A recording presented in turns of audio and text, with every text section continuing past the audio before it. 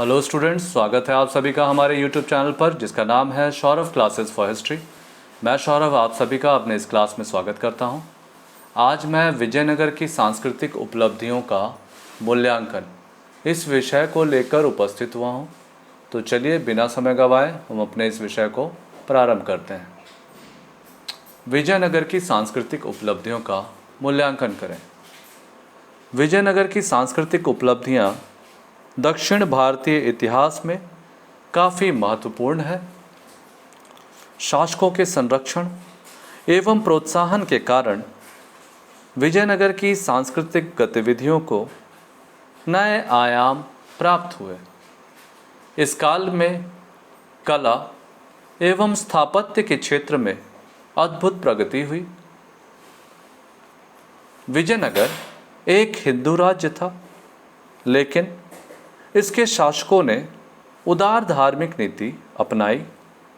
इस काल में वैष्णव तथा शैव धर्म प्रधान थे, लेकिन इसके साथ साथ इस्लाम, जैन, ईसाई धर्म मानने वाले लोग भी यहाँ शांति एवं सम्मान से रहते थे।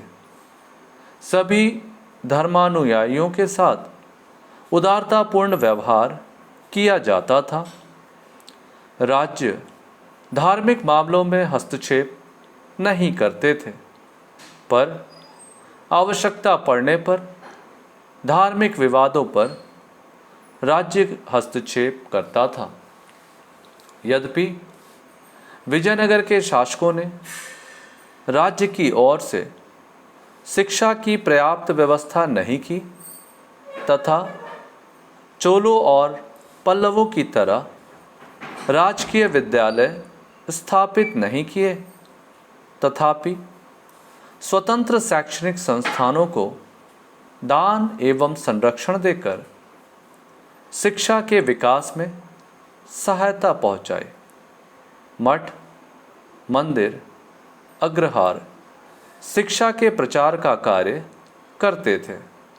राज्य विद्वानों को संरक्षण देता था और उन्हें कर मुक्त भूमि दान में दी जाती थी। इस युग में विभिन्न भाषाओं के साहित्यों का विकास हुआ। इस काल को तेलुगु साहित्य का स्वर्ण युग माना जाता है। इसके अलावे संस्कृत, कन्नड़ आदि भाषाओं के साहित्यों का भी विकास हुआ। शासकों ने विद्वानों एवं साहित्यकारों को संरक्षण एवं सृजनात्मक साहित्य की रचना के लिए प्रोत्साहित किया। इसके प्रारंभिक काल में ही वेदों के टीकाकार शायन एवं माधव विद्यारण्य हुए।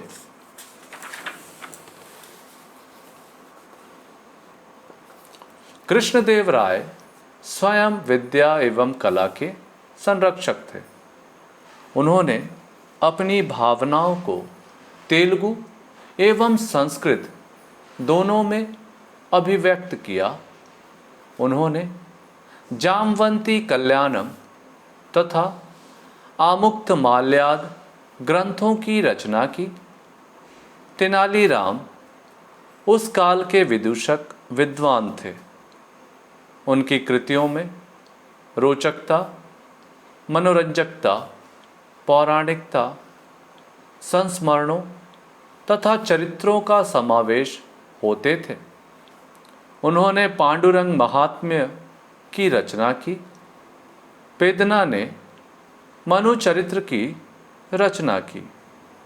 इसके अलावा कई अन्य विद्वान ने भी अनेक साहित्यों की रचना की। इस काल की कला द्रविड़ कला थी, लेकिन द्रविड़ कला के अतिरिक्त भी इसकी अपनी विशेषता थी। दरअसल यह हिंदू पुनरुद्धार का युग था। इस कारण इस काल में निर्मित भवनों एवं स्मारकों में हिंदू पुनरुद्धारक प्रवृत्तियों की अभिव्यक्ति दृष्टिगत होती है। कलाकारों ने बड़ी ही कुशलता से अपने आराध्य देवों की मानवाकृतियों में शरीर के विभिन्न अंगों को सूक्ष्माति सूक्ष्म रूप से अभिव्यक्त किया है।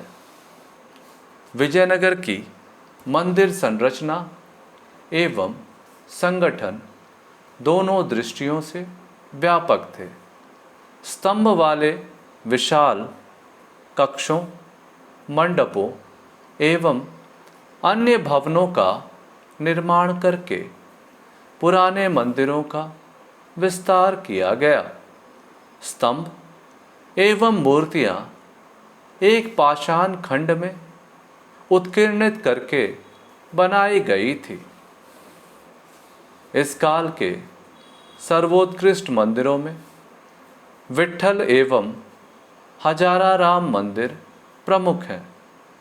विट्ठल मंदिर सर्वाधिक अलंकृत है तथा इसमें मुख्य मंजिल ग्रेनाइट चट्टानों को काटकर बनाई गई है। हजाराराम मंदिर इस शैली का अधिक संतुलित एवं कलात्मक दृष्टि से पूर्ण मंदिर का उदाहरण है। इसकी आंतरिक दीवारें रामायण के उत्कीर्णित दृश्यों से अलंकृत हैं। इस शैली के अन्य मंदिर वेल्लोर, कुंभकोण, कांचीपुरम आदि में स्थित है। विजयनगर की अंतिम चरण की वास्तुकला मदुरा शैली के नाम से विख्यात है तथा रामेश्वरम मंदिर इस शैली में निर्मित मंदिर है। इस काल में सभी मंदिरों के परिसर में अनेक सहस्त्र स्तंभों वाले मंडपों का निर्माण किया जाता था। इसके अलावे गोपुरम भी बड़ी संख्या में निर्मित हुए। इन स्तंभों एवं गोपुरम के निर्माण में अलंकरण को विशेष ध्यान दिया जाता था। अनेक प्रसिद्ध, यहाँ गलती है, 2 बार लिखा गया, अनेक प्रसिद्ध कलाविदों को राजप्रसादों एवं मंदिरों की सौंदर्य वृद्धि के लिए नियुक्त किया गया। कृष्णदेवराय द्वारा स्थापित नगर नगलापुर कला का सुंदर उदाहरण है। यह नगर कला के महत्वपूर्ण केंद्र के रूप में विकसित हुआ। इस नगर की प्रशंसा करते हुए बारबोसा ने इसे विस्तृत तथा घनी आबादी वाला बताया है। अब्दुल रज़ाक ने इस नगर के बारे में कहा है, विजयनगर ऐसा है जिसकी समता कोई दूसरा नगर पृथ्वी पर आँखों से न देखा और न कान से सुना गया। इसके अलावे विभिन्न ललित कलाओं, नृत्य, संगीत, अभिनय, चित्रकला, मूर्तिकला आदि के क्षेत्र में भी अभूतपूर्व प्रगति हुई।